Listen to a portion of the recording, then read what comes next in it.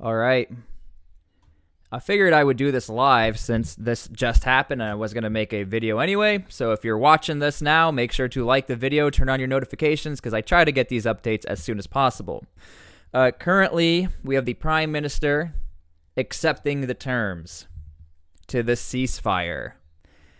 Netanyahu asked Israeli government to back Hamas hostage deal. I don't think that's something that anyone fully expected to see, but Israel has truly backed themselves into a corner when it comes to this entirety of the hostage and rescue. And we'll get to that here in a bit, but let's go ahead and try to read into this article.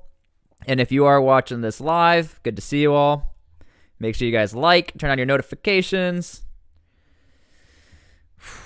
This is from Reuters, by the way, and there are other outlets reporting this. So the Prime Minister, Benjamin Netanyahu, asked his government on Tuesday to back a deal to clear the way for the release of some of the hostages that Palestinian Hamas militants took to the Gaza Strip during October 7th. Now, who are the some? Speculation, elderly, women, children. The some. Hello, everybody. Good to see you.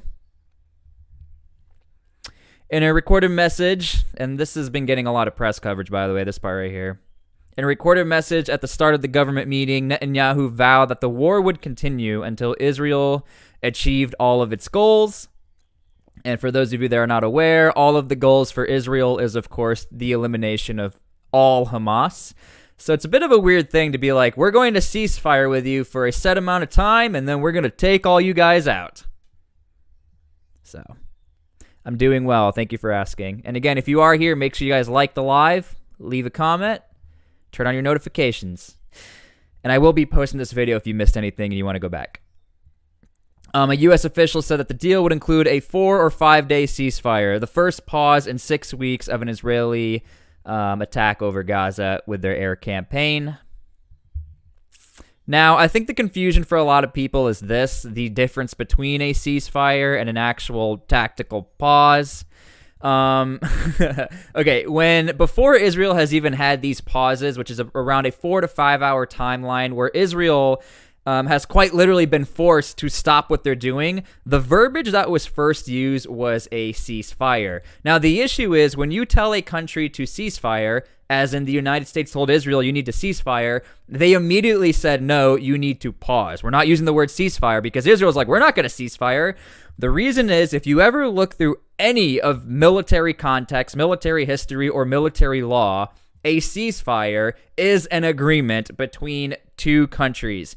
So at no point in time would Israel ever have been like, come to the table with Hamas and we're going to agree on something. These are two mortal enemies and they both want to eliminate one another off of the face of the earth. So understand the implications of a ceasefire is massive. And to be honest with you, this is not a deal between Israel and Hamas. This is a deal that Qatar and the United States had to literally force feed to Israel and Hamas and tell both of them, just stop. Just stop what you're doing. Maybe you guys can come together. So that is why this is a rather big deal. And why I think the Israeli Prime Minister had to swallow his pride, quite literally. Speaking after presenting the still undisclosed details of the deal, and to be honest with you, I don't think we're going to get the full details. To his war cabinet and the wider national security cabinet, Netanyahu told his government it was a difficult decision, but the right decision, and would enable Israel to go on fighting Hamas. Again, make no mistakes, Israel will continue to fight Hamas. I don't know what that's going to look like after the fact. We don't know what the indicators are going to be. Like, how does Israel know, okay, once we get our number, we attack? There are also outside reports that Israel has been adding their own clauses so that they don't get kind of like, they have a way out of the deal, if you will. Thank you for liking the live stream. And if you missed anything, I do post these videos so you can always go back to watch it. And make sure you turn on your notifications. I do want to go live more often, but either way, by turning on the notification, you'll see it. In an earlier briefing, the chief military spokesman, Daniel Hagari, who he's become a celebrity from this conflict, the military will know how to maintain its military achievements in Gaza while preparing for the next stages of war. If you've been following this conflict from the very beginning, there's like new stage after new stage. So I don't know what the new stage is going to be. I'm assuming it's going to be southern Gaza, where the assumption is that's where all the hostages are. And right before we talk into why Israel has no choice but to do this, the stages of war, I believe, have been October 7th, surround Gaza, enter Gaza, pause, go to the hospital, find the tunnels, don't really find hostages, and now go to southern Gaza. I think those are what the stages are, I think. I did not clickbait. This is what it says. This is what's happening. Talk of an imminent hostage deal has swirled for days. And I want to point something out also. Israel predicted this would happen a few weeks ago.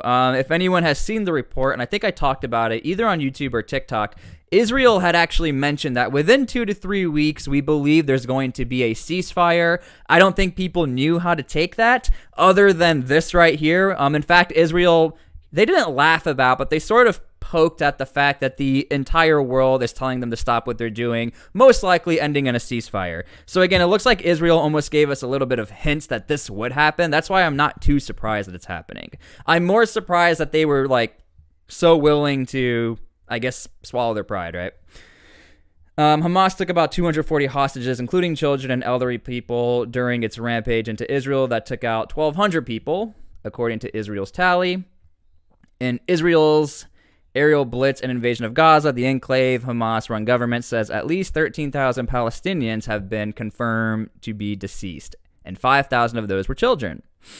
A U.S. official briefed on the discussion facilitated by Qatar said that the deal would include 50 hostages. Okay.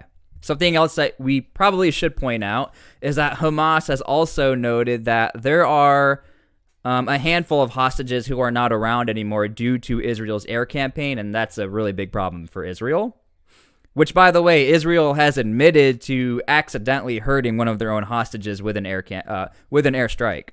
Mostly women and children in exchange for 150 Palestinian prisoners. And a pause in fighting of 4 to 5 days. Okay. Man, so Israel would get 50 hostages, and Hamas would get 150 Palestinian prisoners and 5 days of rest. That's interesting. Look, the reason why Israel has no choice but to do this is because they didn't back themselves in a corner, but I think this is the only way they know. Hey, thank you for the $5 donation. Let me acknowledge this real quick.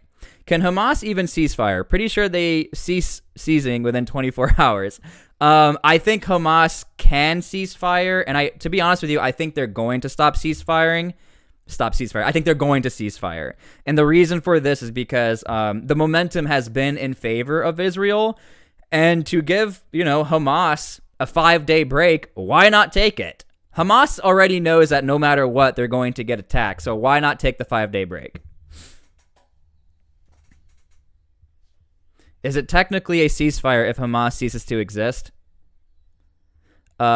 Maybe. And hey, thank you for another $5 donation. The monthly dues. Okay, I appreciate you for the monthly dues. I didn't know we're in the Federation or the Union.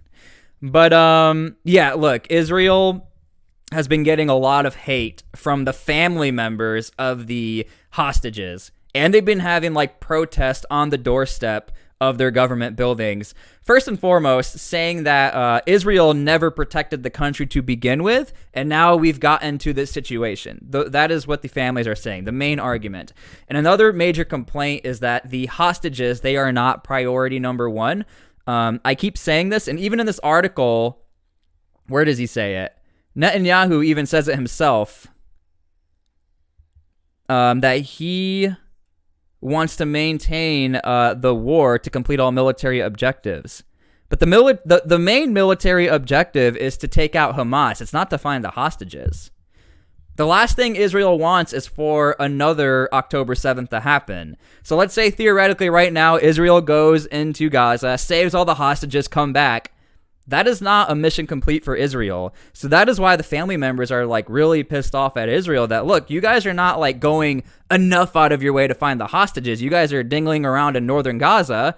Why is the United States in southern Gaza? Obviously there's people out there. So that's why people are mad. Somebody said, I don't think they care about the hostages. I wouldn't say I don't think they don't care. That's your opinion, and you're definitely entitled to it. I would say, practically speaking, Israel knows that the likelihood of saving 200 plus hostages alive is almost impossible.